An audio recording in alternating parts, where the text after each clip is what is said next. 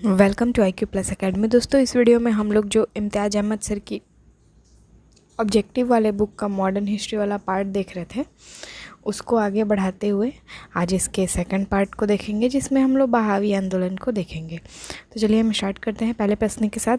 सरीत ई मुकस्कुम, Russell ई जिहाद और रसीला ई हिजरत पुस्तिकाएँ संबंधित है, यानी यह किस आंदोलन से संबंधित है? तो दोस्तों, यह सारी पुस्तकें बहावी आंदोलन से संबंधित है। और जो सरीत ई मुकस्कुम पुस्तिका है, उनके लेखक मौलवी मोहम्मद इस्माइल और मौलवी हैं। नेक्स्ट है, बहावी आंदोलन के प्रणेता सैयद अहमद के साथ अफ़गानिस्तान की यात्रा पर पटना के कौन सा बहावी नेता गए थे? तो दोस्तों, इसमें इनायत अली और विलायत अली शामिल थे, जो उनके साथ अफ़गानिस्तान की यात्रा पर गए थे। नेक्स्ट प्रश्न है, अंतिम मुग़ल सम्राट बहादुर शाह सम्राट ने पटना के किस बहावी नेता को अभिभाषण करने के लिए आमंत्रित किया था? तो यहाँ पे जो राइट आंसर हो जाएगा वो होगा ऑप्शन नंबर ए, यानी विलायत अली को इन्होंने किया था। और विलायत अली के अभिभाषणों से बहादुर शाह बहुत ही ज़्यादा प्रभावित हुए थे और अपनी सहमति भी दी थी। नेक्स्ट है, पटना के किस बहावी नेता के स्वात के शासक सैयद अकबर शाह ने स्वागत किया था? इनका स्वागत किया गया था इनायत अली और विलायत अली के द्वारा। नेक्स्ट है, बिहार में स्वतंत्रता संग्राम में किस आंदोलन की महत्वपूर्ण स्थान है? तो दोस्तों, इसमें बहावी आंदोलन का बहुत ही ज़्यादा महत्वपूर्ण स्थान है। नेक्स्ट है, भारत में बहावी आंदोलन का आरंभ किया। तो भारत में जिन्होंने बहावी आंदोलन का आरंभ किया, उनका नाम है सैयद अहमद शहीद। सैयद अहमद शहीद जो थे उत्तर प्रदेश के निवासी थे और इनका जन्म 1786 में हुआ था।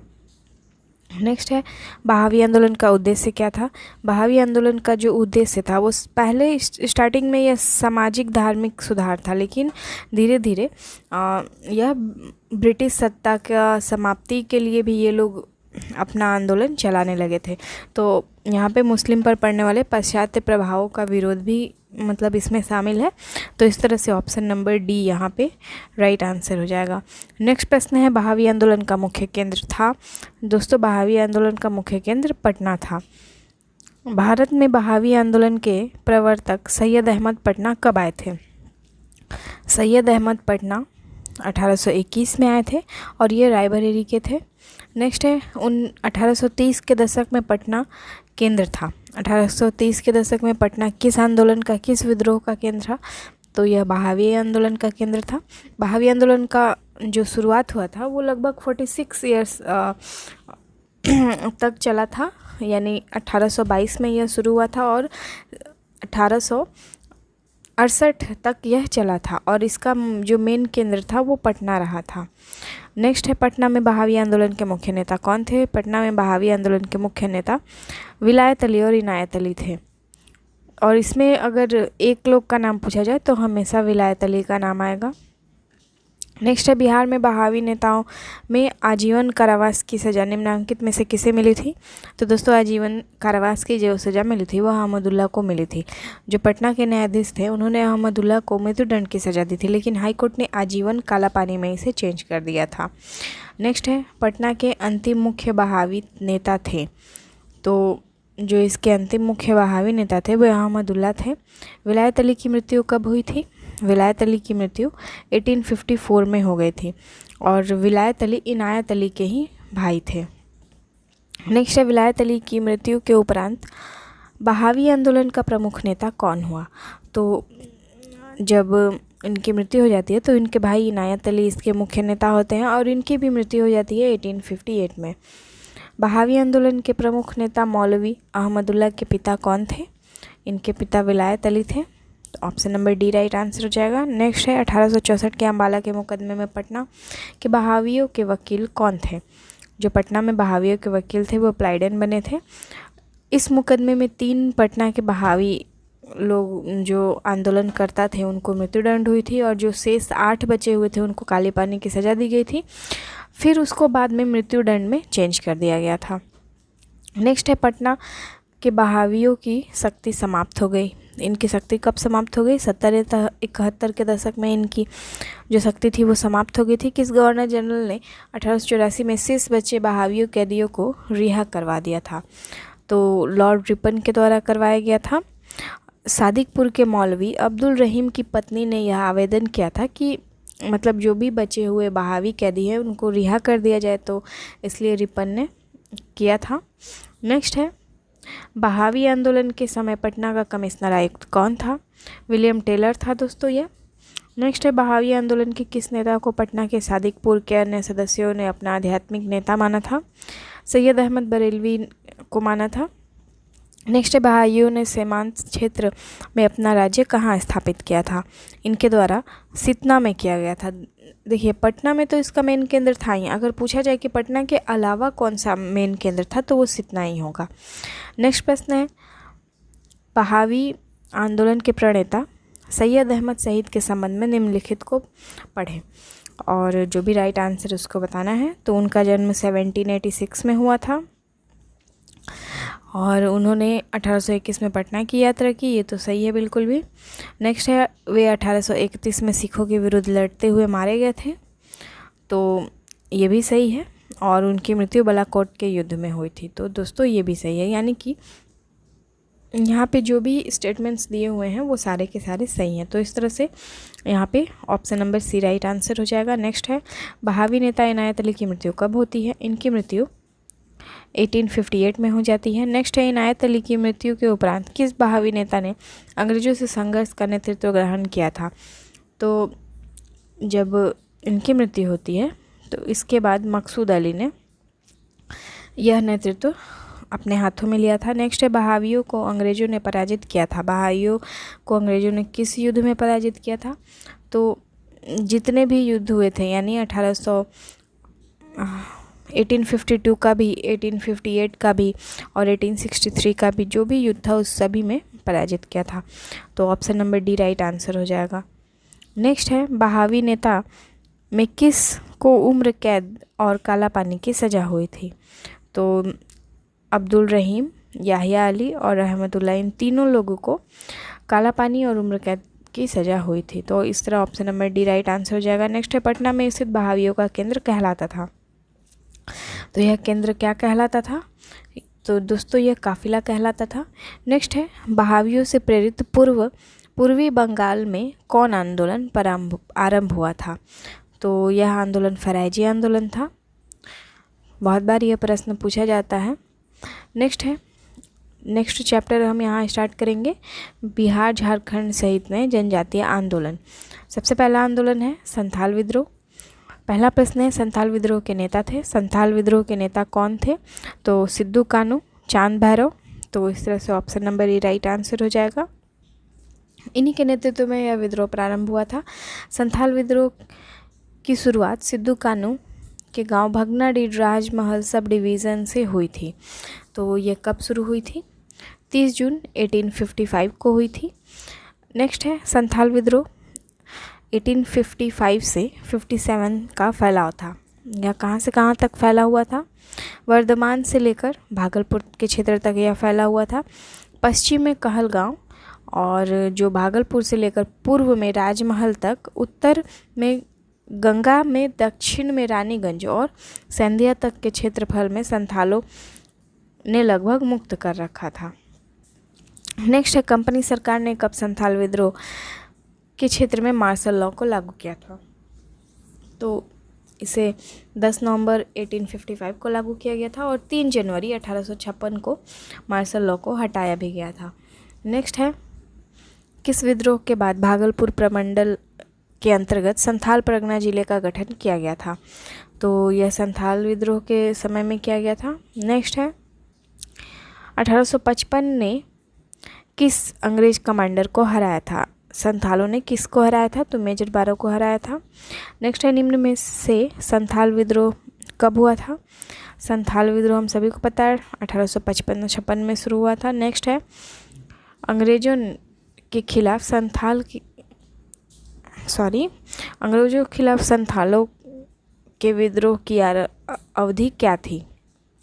तो इसकी अवधि 1855 से 57 थी। नेक्स्ट है उस क्षेत्र की पहचान कीजिए जहाँ संथालों ने 1855 से 56 में अपनी सरकार की घोषणा की थी। दोस्तों इनके द्वारा भागलपुर से राजमहल तक का जो एरिया था वहाँ पे अपना जो भी सरकार था उसकी घोषणा की गई थी। अब नेक्स्ट चैप्टर है मुंडा विद्रोह। मुंडा विद्रोह के जो भी प्रश्न है उसको देख लेंगे। उलगुलान विद्रोह किससे जुड़ा हुआ है?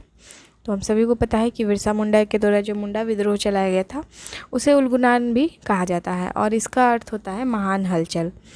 नेक्स्ट है बिरसा मुंडा के गुरु कौन थे? बिरसा मुंडा के गुरु जो थे वो आनंद पांडे थे। नेक्स्ट है मुंडाओं ने विद्रोह खड़ा किया था। कब खड़ा किया था? 1895 में। बिरसा मुंडा का कार्यक्षेत्र बताएं। तो जो बिरसा मुंडा का कार्यक्षेत्र था वो रांची था। बिरसा सोते हुए कब पकड़े गए थे? तो दोस्तों बिरसा सोते हुए 3 फरवरी 1900 ईस्वी को पकड़े गए थे। तो इस तरह से option number C right answer हो जाएगा। नेक्स्ट है श्री बिरसा कहाँ के रहने वाले थे? श्री बिरसा तमार क्षेत्र के रहने वाले थे और तमार थाना ग्राम चकदल के यह निवासी थे। नेक्स्ट है किस जनजातीय नेता ने उनके अनुयायी उसे भगवान, धरती आबा, विश्व पिता का अवतार और नया पैगंबर मानते थे?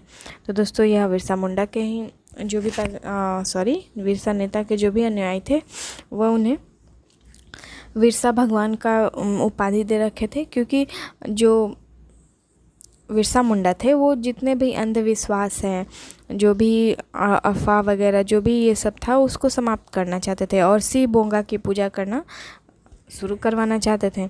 तो इस तरह से उन्होंने बहुत सारे अपने अनुयायियों को इकट्ठा किया और उपदेश भी देने लगे थे। तो उनके लिए उनके अनुयायियों ने उन्हें धरती आबा, विश्व पिता और इन सभी चीज़ों का उपाधि भी दिया था। नेक्स्ट है बिरसा मुंडा को 24 अगस्त 1895 में चलकर से किसने गिरफ्तार किया था?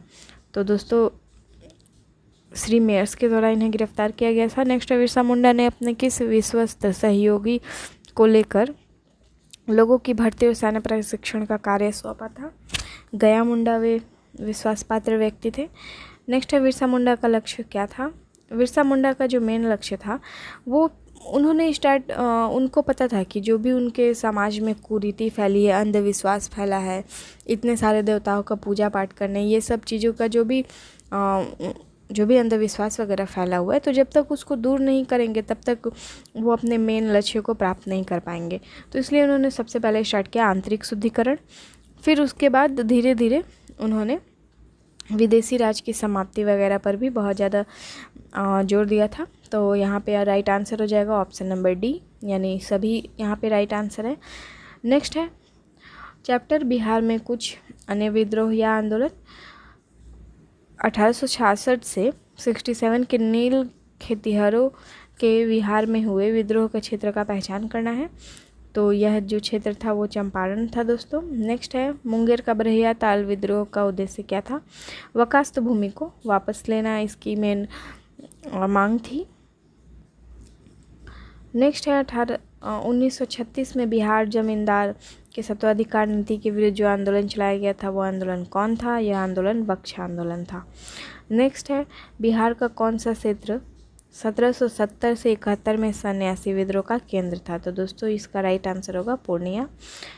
नेक्स्ट है बिहार में नोनिया विद्रोह जो 1778 से 1800 ईस्वी तक के मध्य के दौरान निम्न में से कौन से जिला प्रभावित हुआ था? तो जो भी नोनिया विद्रोह हुआ था वो सोरा के लिए यह विद्रोह हुआ था।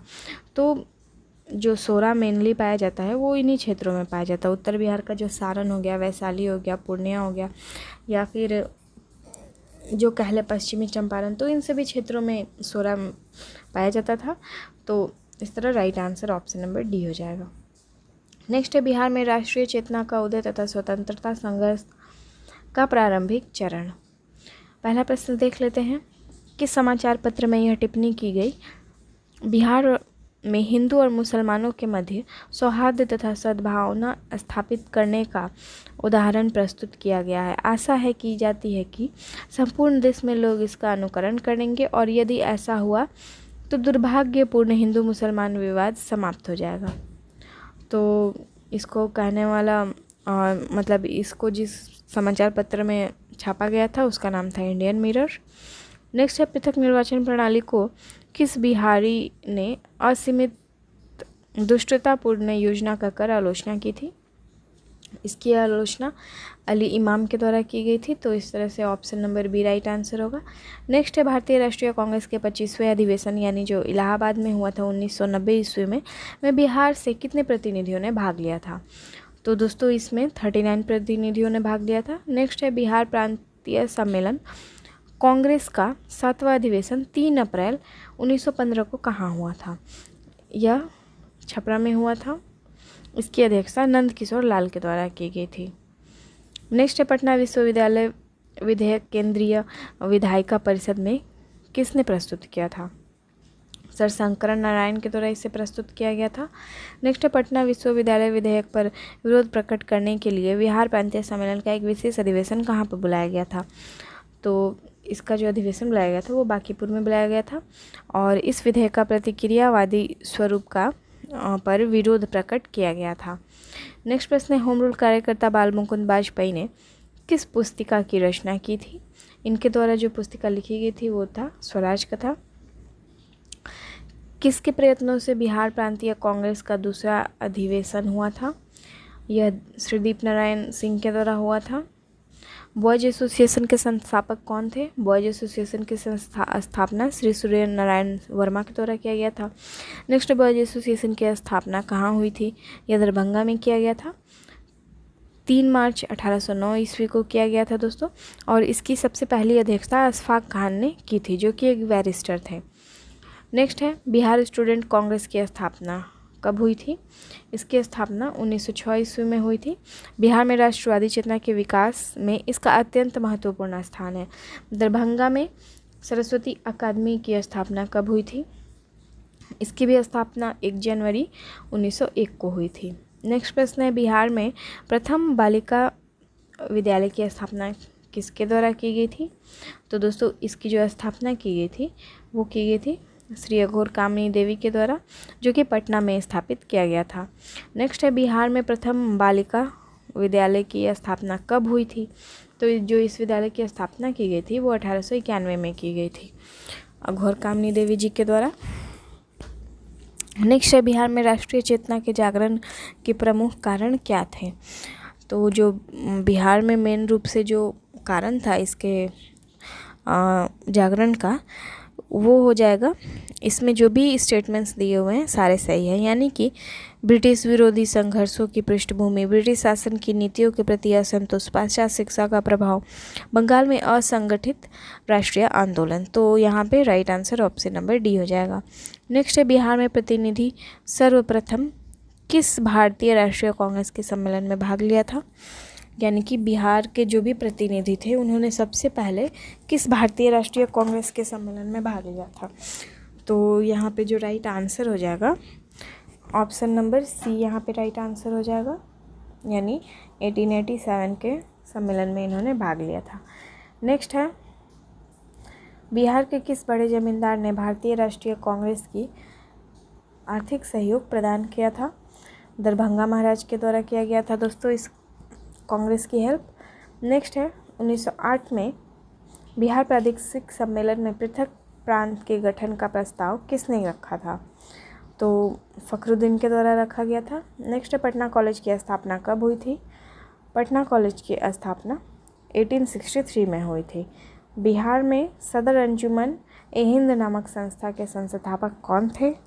इसके संस्थापक थे मुंशी प्यारेलाल और यह संस्था जो थी वो तिलक या दहेज प्रथा को समाप्त करने के लिए बनाई गई थी।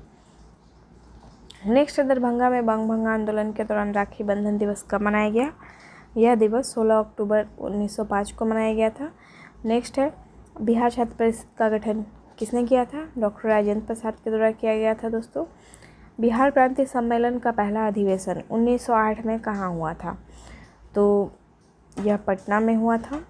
बिहार प्रांतीय सम्मेलन के प्रथम अधिवेशन के अध्यक्ष कौन थे? तो इसके जो अध्यक्ष थे प्रथम वो सर अली इमाम थे। बाबू दीप नारायण सिंह के प्रयत्नों से बिहार प्रांतीय सम्मेलन का दूसरा अधिवेशन कहाँ हुआ था? तो दोस्तों जो इसका दूसरा अधिवेशन हुआ था वो भागलपुर में हुआ था और यह अधिवेशन 9 से 10 अप्रैल 1919 तक हुआ था।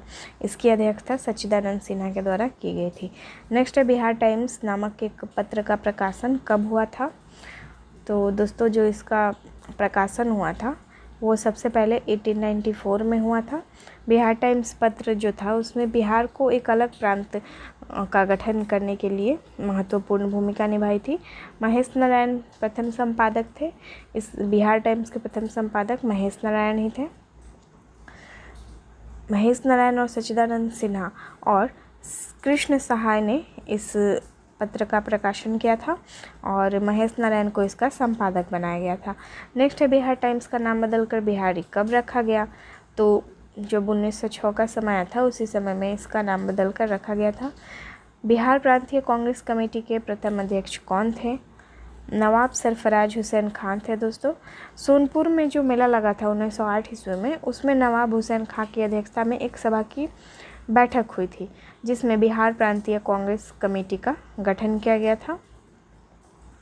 नेक्स्ट प्रश्न है बिहार हेराल्ड के संपादक कौन हैं। तो दोस्तों बिहार हेराल्ड के संपादक है गुरु प्रसाद सेन। नेक्स्ट प्रश्न है बिहारी छात्र सम्मेलन कब हुआ था। बिहारी छात्र सम्मेलन कहाँ हुआ था। यह पटना में हुआ था। 1906 में पटना कॉलेज में हुआ था। इसकी जो सभापतित्व या फिर अध्यक्षता की गई थी वो स्फुरदीन के द्वारा किया गया था। नेक्स्ट है भारतीय राष्ट्रीय कांग्रेस का 1912 का जो अधिवेशन हुआ था वो कहाँ हुआ था। हम सभी को पता है, मोस्ट फेमस बांकीपुर पटना में हुआ था। यह जो था 27वां अधिवेशन था। इसकी अध्यक्षता किसके द्वारा की गई थी। आर एन मालुसरे के द्वारा। नेक्स्ट है भारतीय राष्ट्रीय कांग्रेस के 1912 के बांकीपुर अधिवेशन की अध्यक्षता किसने की थी। तो दोस्तों ये जो इसकी अध्यक्षता की गई थी वो आर एन मालुसरे के द्वारा की गई थी। मजहूरुल हक जो थे स्वागतकारिणी समिति के अध्यक्ष थे और सच्चिदानंद सिन्हा सचिव थे। नेक्स्ट है बिहार में कांग्रेस का एक प्रतिनिधि मंडल 1914 में इंग्लैंड भेजे गए थे जिसमें शामिल 2 बिहारी नेता थे। तो इसमें कौन कौन से बिहारी नेता शामिल थे। मजहूरुल हक और सच्चिदानंद सिन्हा शामिल थे। पटना विश्वविद्यालय की स्थापना कब हुई थी। तो दोस्तों पटना विश्वविद्यालय की जो स्थापना हुई थी वो 1917 में हुई थी। बिहार प्रदेश कांग्रेस कमेटी का गठन किस वर्ष में हुआ था। यह 1908 में हुआ था। बिहार में सबसे पहले स्थापित विश्वविद्यालय का नाम बताना है यहाँ पे। पटना विश्वविद्यालय, जिसकी स्थापना 1917 में हुई थी। इसके अलावा हम देखें तो मगध विश्वविद्यालय की स्थापना 1962 में, बाबा साहेब भीमराव अंबेडकर जो विश्वविद्यालय है उसकी स्थापना 1951 में, वीर कुंवर सिंह विश्वविद्यालय की स्थापना 1992 में हुई थी। बिहार में कब होम रूल लीग स्थापित किया गया था। होम रूल लीग की स्थापना 16 दिसंबर 1916 को की गई थी। बांकीपुर पटना में एक सभा हुई थी जिसमें होम रूल स्थापित करने का निर्णय लिया गया था और मजहूरुल हक इसके अध्यक्ष बनाए गए थे। नेक्स्ट प्रश्न है बिहार में होम रूल आंदोलन के संस्थापक कौन थे। मजहूरुल हक थे दोस्तों। अगला प्रश्न है होम रूल आंदोलन के दौरान एनी बेसेंट पटना कब आई। तो जब यह पटना आई थी वो समय था 18 अप्रैल और 25 जुलाई 1918। पंडित जवाहरलाल नेहरू ने कांग्रेस के किस अधिवेशन में सर्वप्रथम भाग लिया था। तो दोस्तों इनके द्वारा जो सबसे पहले भाग लिया गया था वो बांकीपुर पटना का जो अधिवेशन हुआ था उसमें भाग लिया गया था 1912 ईस्वी में। नेक्स्ट प्रश्न है पटना होम रूल लीग के किस नेता ने विजयदशमी के दिन भारत माता की पूजा प्रारंभ करने का विचार रखा था। राय पूरनचंद थे दोस्तों और यह होम रूल लीग के सहकारी सचिव भी थे। 1918 में इनकी मृत्यु हो गई जिसके कारण इसके बारे में बहुत ज़्यादा ध्यान नहीं दिया गया। नेक्स्ट प्रश्न है बिहार के किस जिले में होम रूल का प्रचार नहीं हुआ था। तो दोस्तों चंपारण वह जिला था जहाँ पे होम रूल का प्रचार नहीं हुआ था। मुजफ्फरपुर जिला होम रूल की स्थापना किसके द्वारा की गई थी। जनकधारी प्रसाद जी के द्वारा की गई थी दोस्तों। नेक्स्ट प्रश्न हम देख लेंगे बिहार में गौ हत्या रोकने के लिए गौ रक्षणी सभाओं की स्थापना किस वर्ष हुई थी। यह 1893 में की गई थी। बिहार बंगाल से कब अलग हुआ था, यहाँ पे ये पूछा जा रहा है। तो जो बिहार बंगाल से अलग हुआ था वो टाइम था 1912, लेकिन उस समय उड़ीसा शामिल था बिहार के साथ। आइए नेक्स्ट प्रश्न देखते हैं। गौ रक्षा के मुद्दे पर बिहार के शाहबाद गया पटना में एक भयानक हिंदू मुस्लिम का दंगा हुआ था। वह किस वर्ष में हुआ था। दोस्तों 1917 का समय था जब चंपारण सत्याग्रह चल रहा था। नेक्स्ट प्रश्न है बिहार में अलग प्रांत के लिए आंदोलन, जिसके परिणाम स्वरूप 1911 में बिहार एवं उड़ीसा के नए प्रांत का निर्माण हुआ, का नेतृत्व किसके द्वारा किया गया? तो जो इनका नेतृत्व किया गया था सच्चिदानंद सिन्हा के द्वारा किया गया था। यहाँ पे अगर ऑप्शन में महेश नारायण का नाम होता तो इस तरह से यहाँ पे ऑप्शन नंबर ई राइट आंसर हो जाता, क्योंकि जब बिहार को बंगाल से अलग करके एक अलग राज्य बनाया गया, अलग प्रांत बनाया गया, तो उसमें महेश नारायण और सच्चिदानंद सिन्हा दोनों लोगों की बहुत ही ज़्यादा भूमिका थी। नेक्स्ट है बिहार शासन के दौरान बिहार में एक अलग प्रांत का दर्जा किस वर्ष प्राप्त हुआ था? यह दर्जा 1912 ईस्वी में प्राप्त हुआ था। नेक्स्ट प्रश्न है 1911 तक बिहार निम्नलिखित में से किसके अंतर्गत था? तो हम सभी को पता है बंगाल महाप्रांत के अंतर्गत था। नेक्स्ट प्रश्न है कांग्रेस की अखंडता में वृद्धि करने के लिए 1912 में बांकीपुर बिहार की एक सभा में डेलीगेटेड शुल्क घटा दिया गया था, और यह कितना किया गया था? तो दोस्तों यहाँ पे 5 रुपये से 1 रुपया कर दिया गया था। नेक्स्ट प्रश्न है 12 दिसंबर 1911 को किस ब्रिटिश राजा ने बंगाल से पृथक कर बिहार, जिसमें उड़ीसा भी शामिल था, प्रांत की घोषणा की थी? तो दोस्तों इसकी जो घोषणा की गई थी जॉर्ज पंचम के द्वारा की गई थी। नेक्स्ट प्रश्न है कलकत्ता उच्च न्यायालय में न्यायाधीश की नियुक्त होने वाले प्रथम बिहारी कौन थे? फखरुद्दीन इसके प्रथम बिहारी थे। इनकी नियुक्ति 1907 ईस्वी में हुई थी। नेक्स्ट है बिहार प्रांत का विधिवत उद्घाटन जिसकी राजधानी पटना बनी, यह कब हुई थी? दोस्तों 1 अप्रैल 1912 को। नेक्स्ट प्रश्न देख लेते हैं भारतीय राष्ट्रीय कांग्रेस का 27वां अधिवेशन किस वर्ष किस स्थान पे हुआ था? बांकीपुर में हुआ था 1912 में। नेक्स्ट प्रश्न है 1904 में देवघर में गोल्डन लीग की स्थापना ब्रिटिश का बहिष्कार और स्वदेशी आंदोलन की प्रगति के लिए की गई थी। तो यह मैंने आंसर भी बता दिया, यानी कि गोल्डन लीग का जो स्थापना किया गया था वो बिहार में ही किया गया था। बिहार में नेक्स्ट चैप्टर यहाँ पे हो जाता है बिहार में क्रांतिकारी राष्ट्रवाद का प्रथम चरण। आइए देखते हैं इसको। बिहार में इंद्रनाथ नंदी एवं अन्य कुछ क्रांतिकारियों ने किसकी सहायता से क्रांतिवाद का प्रचार किया था? तो दोस्तों मैजिक लालटेन के माध्यम से किया गया था। नेक्स्ट प्रश्न है बांग्ला दैनिक हितवादी का उप संपादक कौन थे? इसके उप संपादक सखाराम गणेश देवस्कर थे। नेक्स्ट प्रश्न है बिहार में सितंबर 1951 में लिबर्टी लीफलेट्स बांटने में कौन थे? बंकिम चंद्र मित्र और अखिल चंद्र दास गुप्त शामिल थे इसमें। बंकिम चंद्र मित्र की गिरफ्तारी कब हुई थी? इनकी गिरफ्तारी 1915 ईस्वी में हुई थी। बिहार में विभिन्न स्थानों पर किसने क्रांतिकारी भाषण दिया था? तो स्वामी सत्यदेव के द्वारा दिया गया था। नेक्स्ट प्रश्न है बिहार में क्रांतिकारी संदेशवाहक तथा क्रांतिकारी दल का सुविख्यात सदस्य कामता प्रसाद कहाँ के थे? यह मुजफ्फरपुर के निवासी थे। श्री राम विनोद सिंह किस क्रांतिकारी दल की शाखा का था?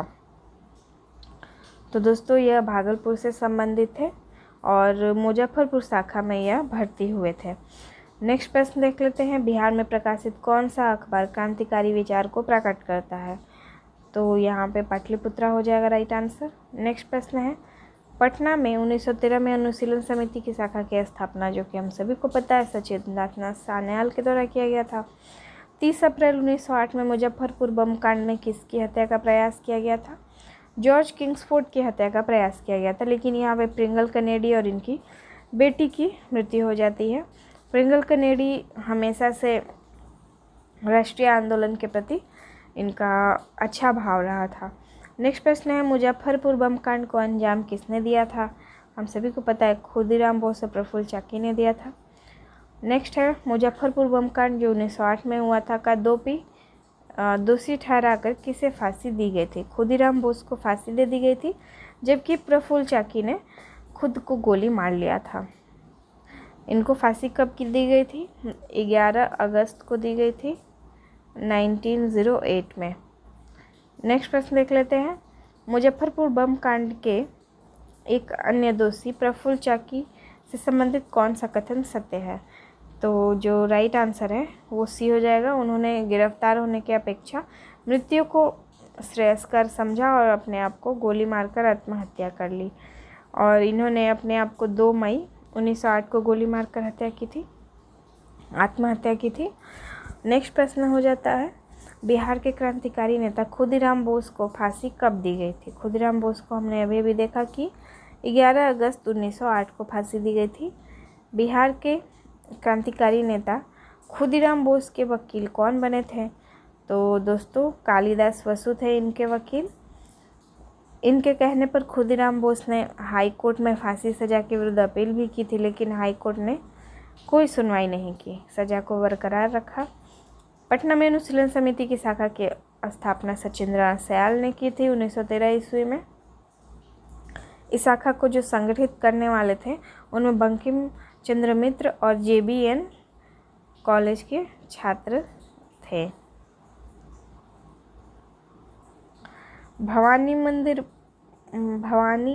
पटना में भवानी मंदिर स्थापना किसने की थी? तो दोस्तों भूपेंद्र नाथ दत्त के द्वारा इसकी स्थापना की गई थी। सी नंबर राइट हो जाएगा। बनारस षड्यंत्र में कौन शामिल था? बनारस षड्यंत्र में बंकिम चंद्र मित्र शामिल थे। नेक्स्ट प्रश्न देख लेते हैं। सतयुग नामक पत्रिका का प्रकाशन किसने किया था? दोस्तों इस पत्रिका का जो प्रकाशन किया गया था वो पुरुषोत्तम नारायण नंदा के द्वारा किया गया था, जो कि रत्नाकर प्रेस मुजफ्फरपुर से प्रकाशित होती थी। स्वराज कथा पत्रिका का प्रकाशन किसने किया था? यह संपादन कौन करता था? तो वालमुकुंद वाजपेयी थे। माँ की पुकार नामक पुस्तक संबंधित है। तो दोस्तों जो माँ की पुकार नामक पुस्तिका है वो मुजफ्फरपुर से संबंधित है।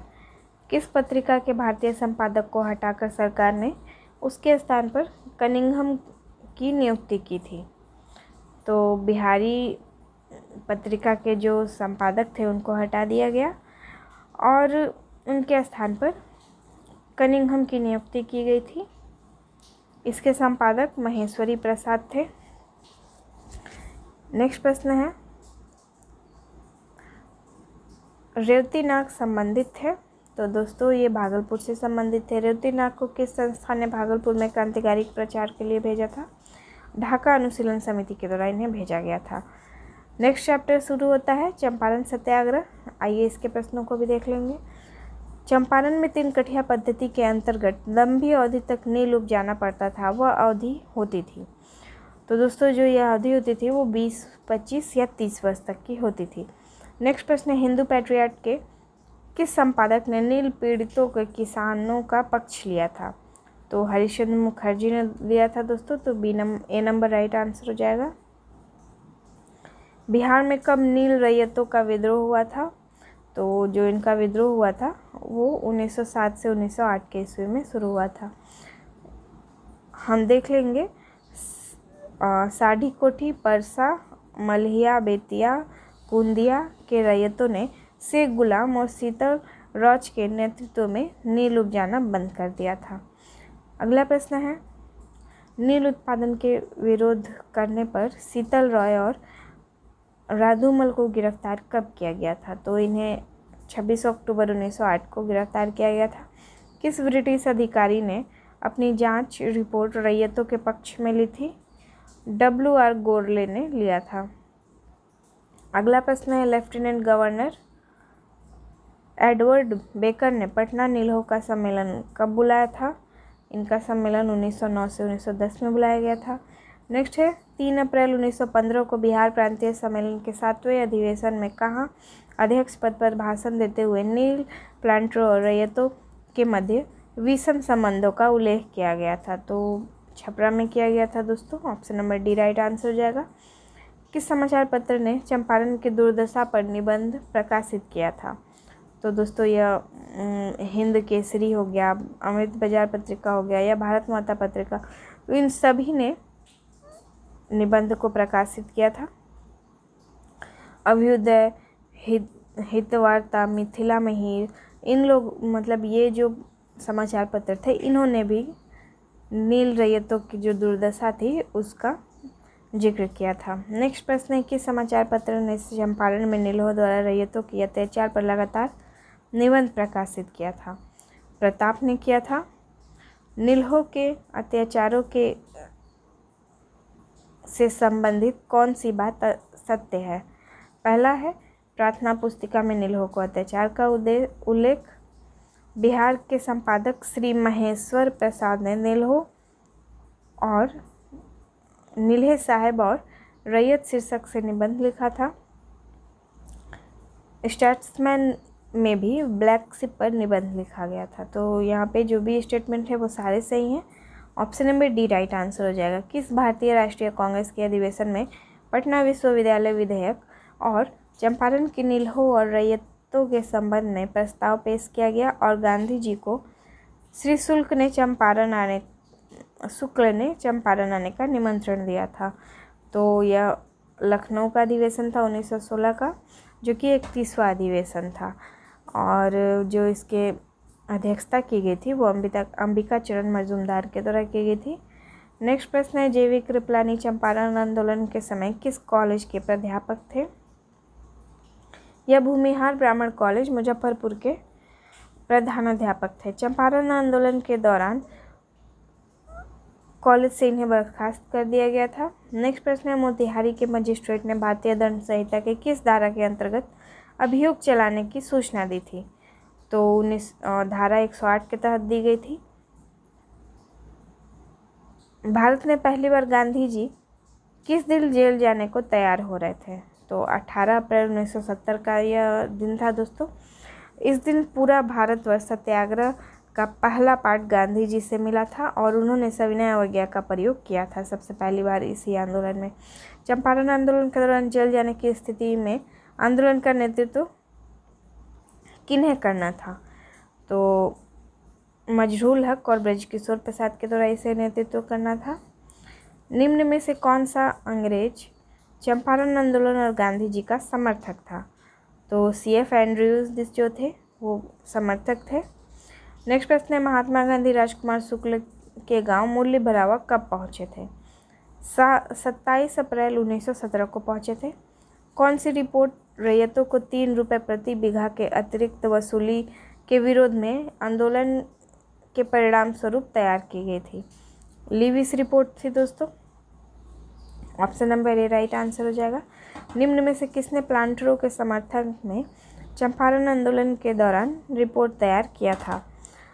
तो JN स्विनी ने किया था। यह रिपोर्ट 2 जुलाई 1917 को जिला मजिस्ट्रेट को भी भेजा गया था। किस समाचार दैनिक में चंपारण आंदोलन के मध्य हुए प्रकाशित हुआ मेरी आशा के अनुरूप चंपारण में गांधी जी के काम में स्थानीय गोरे नील्हे साहबों ने बाधा डालना शुरू कर दिया है डैश? तो भारत मित्र में यह प्रकाशित हुआ था दोस्तों। 13 मई 1917 को इसका प्रकाशन किया गया था। गांधी जी ने 28 मई 1917 को श्री इरविन को लिखे पत्र में किसका नाम लेकर उसे शोषण का जिक्र किया था? हीरामन लोहार का जिक्र किया था दोस्तों। नेक्स्ट प्रश्न है निम्न में से कौन चंपारण आंदोलन से संबंधित है? चंपारण आंदोलन से बाबू शिवनंदन राय संबंधित है। अगला प्रश्न देख लेते हैं। अंग्रेजों के द्वारा जब्त चंपारण की प्रजा पर अत्याचार पुस्तिका किसके द्वारा लिखी गई थी? यह पीर मोहम्मद के द्वारा लिखी गई थी और ये कानपुर के प्रताप के लिए निबंध लिखते थे। चंपारण में कृषि की स्थिति के जांच के लिए नियुक्त जो जांच समिति थी उसके अध्यक्ष कौन थे? FG सलाई इसके अध्यक्ष थे। गांधी जी इसके सदस्य थे। जांच समिति की पहली बैठक 17 जुलाई 1917 को की गई थी। बिहार सरकार द्वारा जांच समिति की सभी अनुशंसाएं स्वीकार करने के बाद इसकी अधिसूचना कब प्रकाशित की गई थी? तो दोस्तों 18 अक्टूबर 1917 को प्रकाशित की गई थी।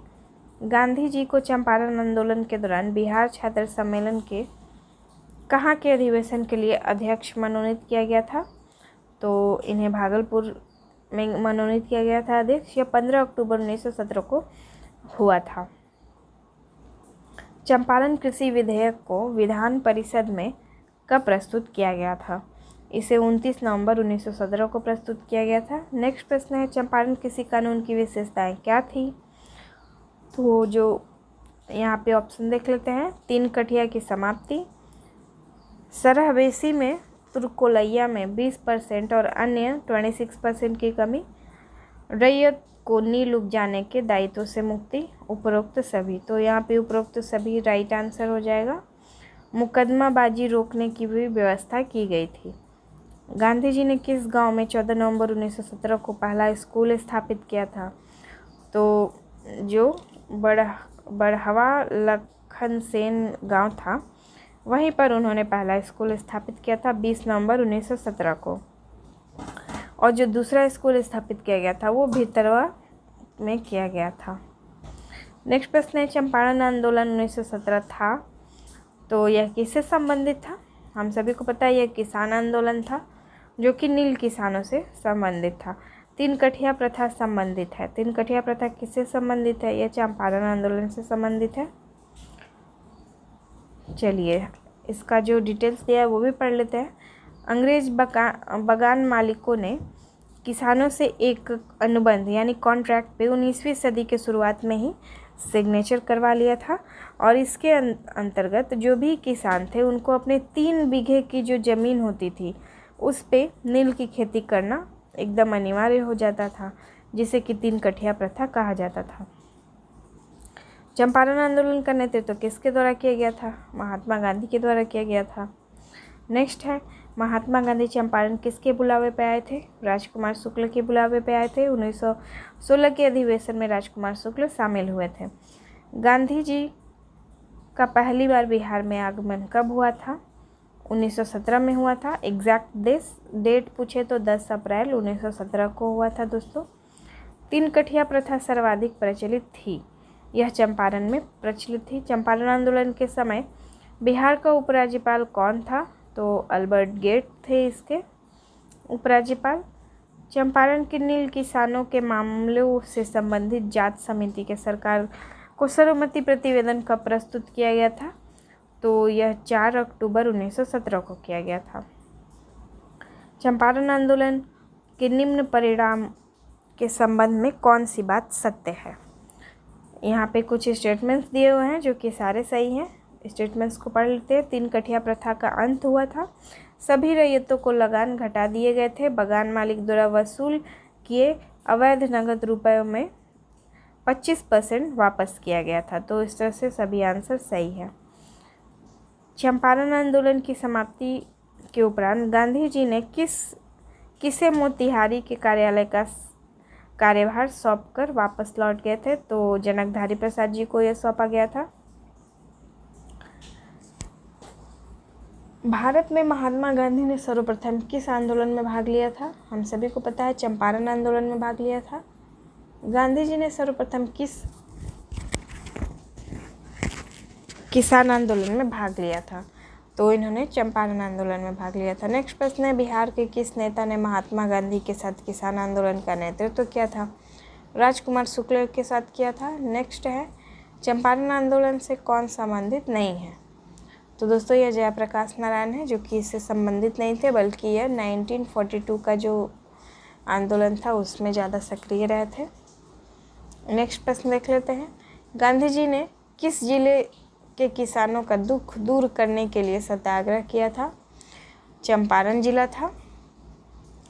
चंपारण प्रसिद्ध है एक आंदोलन के कारण जिसका संबंध है महात्मा गांधी से। नेक्स्ट प्रश्न है, चंपारण सत्याग्रह के दौरान गांधी जी पर मुकदमा चलाया गया था? तो दोस्तों मोतिहारी में इन पर मुकदमा चलाया गया था।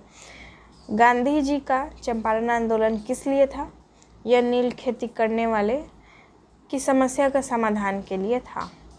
गांधी जी द्वारा चलाए गए सफल सत्याग्रह के साथ कौन सा स्थान जुड़ा हुआ था? तो दोस्तों चंपारण जुड़ा हुआ था। महात्मा गांधी द्वारा चंपारण सत्याग्रह कब प्रारंभ किया गया था? इसे 1917 में किया गया था। गांधी जी ने भारतीय राजनीति में प्रवेश किया था, चंपारण आंदोलन में प्रवेश किया था और भारत में गांधी जी का यह प्रथम सत्याग्रह था। नेक्स्ट प्रश्न है, चंपारण में गांधी जी को आमंत्रण किसने दिया था? राजकुमार शुक्ल ने दिया था।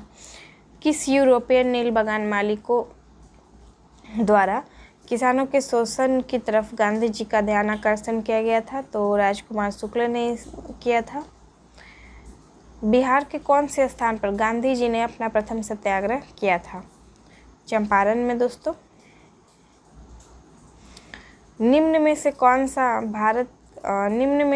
सा भारत में गांधी जी का प्रथम सत्याग्रह आंदोलन था जिसमें उन्होंने सविनय अवज्ञा का प्रयोग किया था? चंपारण आंदोलन था। चंपारण आंदोलन मुख्यतः किसके विरोध में किया गया था? तो हम सभी को पता है नकदी फसल था नील, उसी के विरोध में किया गया था।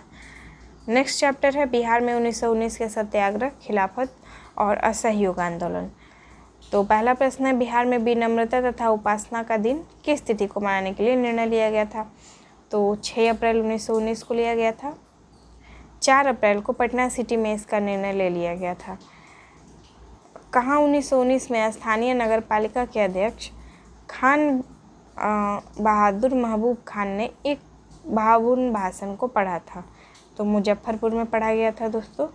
नेक्स्ट है 1920 में ये किसका कथन है कि हर आदमी अपने हृदय पर हाथ रखकर कहे कि क्या उसके मन में खुशी मनाने का कोई कारण दिख पड़ रहा है? तो यह वाक्य जो बोला गया था वो बोला गया था राजेंद्र प्रसाद के द्वारा। बिहार में खिलाफत नेताओं के आमंत्रण पर कौन से नेता आए और पटना में 24 और 25 अप्रैल 1920 को पटना में सभा किया? तो शौकत अली आए थे दोस्तों बिहार में। भागलपुर में आयोजित बिहार प्रांतीय सम्मेलन में 12वें अधिवेशन की अध्यक्षता किसने की थी? इसकी अध्यक्षता राजेंद्र प्रसाद के द्वारा की गई थी। तो दोस्तों इसका जो भी आगे का पार्ट होगा यानी कि ये जो चैप्टर है बिहार में 1919 के सत्याग्रह, खिलाफत और असहयोग आंदोलन, इसको हम लोग दूसरे वीडियो में देखेंगे।